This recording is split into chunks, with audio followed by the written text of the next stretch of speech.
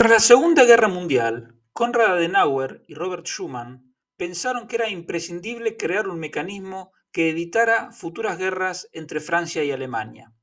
La idea fue poner el acero y el carbón, elementos vitales para la industria armamentista, bajo el control de una entidad supranacional. Así nació en 1951 la Comunidad Europea del Carbón y del Acero, que es el origen de la actual Unión Europea.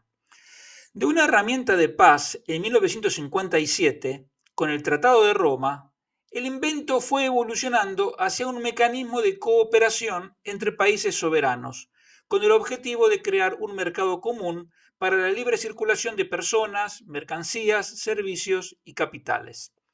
Luego vinieron la política agraria común, la progresiva ampliación y objetivos cada vez más ambiciosos, entre ellos el Parlamento Europeo, que empezó en 1979, es decir, que la Unión Europea estuvo funcionando más de 20 años sin Parlamento Europeo, el Banco Central Europeo, que recién empezó en 1999, la circulación del euro, que comenzó en 2002, y hasta un proyecto de constitución europea en 2004 que fue felizmente rechazado por Francia y Holanda en sendos plebiscitos.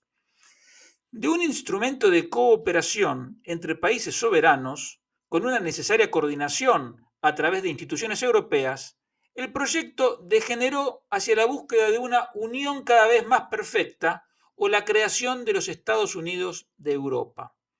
Hoy, el 80% de las normas nacionales tienen origen en legislación europea. Esa unión cada vez más perfecta implica necesariamente una centralización creciente y un correlativo vaciamiento de las funciones de los gobiernos nacionales, que van pasando a ser simples ejecutores de políticas decididas en Bruselas. En teoría, todo resulta perfectamente legítimo porque esas políticas son aprobadas por un parlamento elegido por el voto ciudadano. Esa es precisamente la trampa que tenemos que romper.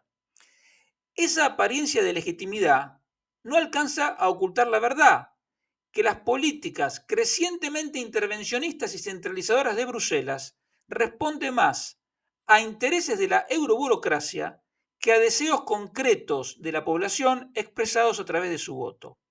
Mucho más porque en la práctica la aprobación del Europarlamento es una mera formalidad para proyectos decididos por una presidencia de la Comisión Europea cada vez más autónoma. Lo ocurrido entre 2020 y 2024, es decir, los 5 años que conformaron el primer mandato de Ursula von der Leyen, es algo ilustrativo. Se impuso una agenda ultraecologista que está arruinando sectores enteros como el campo, la pesca, la industria automotriz, la siderurgia, etcétera, que no estaban en los planes de nadie. Al mismo tiempo que se aprovechó la pandemia para crear la deuda europea y un plan de gasto que convierte a los países en mendigos de los recursos que ellos mismos a la larga van a tener que pagar. Cínicamente, además, se suspendieron las reglas fiscales de manera innecesaria en 2022 y en 2023 para que el descontrol de las cuentas públicas aumentara el poder de Bruselas. Y eso es la situación en la que estamos en este momento, con las cuentas públicas de España, Francia e Italia totalmente fuera de control. Los informes Letta y Draghi son cristalinos en cuanto al futuro que quiere esta euroburocracia para Europa. Una mayor centralización, mayor intervencionismo, más gasto público europeo e incluso la creación de impuestos europeos. La trampa para poder centralizar como ellos quieren es la futura ampliación de la Unión Europea a 35 países, porque quieren incorporar 8 países que son Ucrania, Moldavia y otros 6 más. Eso va a obligar a reemplazar la actual regla de la unanimidad por la regla de la mayoría. Y eso va a dar más poder a la Comisión. Y lo que es peor, podría obligar a países a tener que aplicar políticas que sus propios ciudadanos rechazan. ¿Por qué? Porque si en la Unión Europea hay 3 países, por ejemplo, que tienen gobiernos conservadores y todos los demás países tienen gobiernos socialistas, por la regla de la mayoría se van a imponer las políticas socialistas y la Unión Europea va a obligar a los gobiernos conservadores aplicar políticas socialistas, pero resulta que sus pueblos habían votado gobiernos conservadores. Entonces, eso va a funcionar muy mal.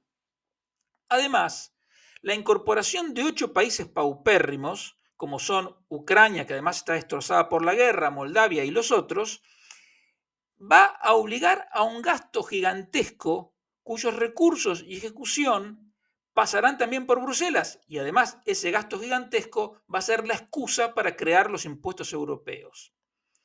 Este proceso no beneficia ni la libertad ni la prosperidad de los europeos y por eso hay que pararlo.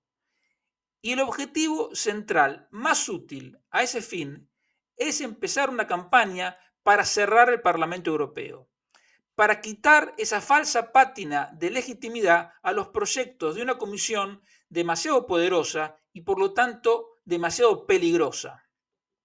Sin el Europarlamento, la Comisión Europea tendría que volver a ser una simple coordinadora de acuerdos entre países.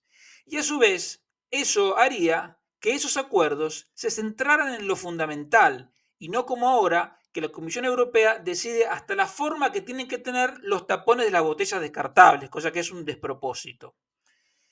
Volver a la idea de una Unión Europea como herramienta de paz, libertad y cooperación entre países soberanos al servicio de sus pueblos. Frenar el proyecto centralizador y liberticida en la que una cúpula de euroburócratas eco-friendly impone sus caprichos sobre un continente subyugado. Para eso, el primer gran paso debería ser acabar con el Parlamento Europeo. Konrad Adenauer y Robert Schuman serán los primeros en apoyar esta idea.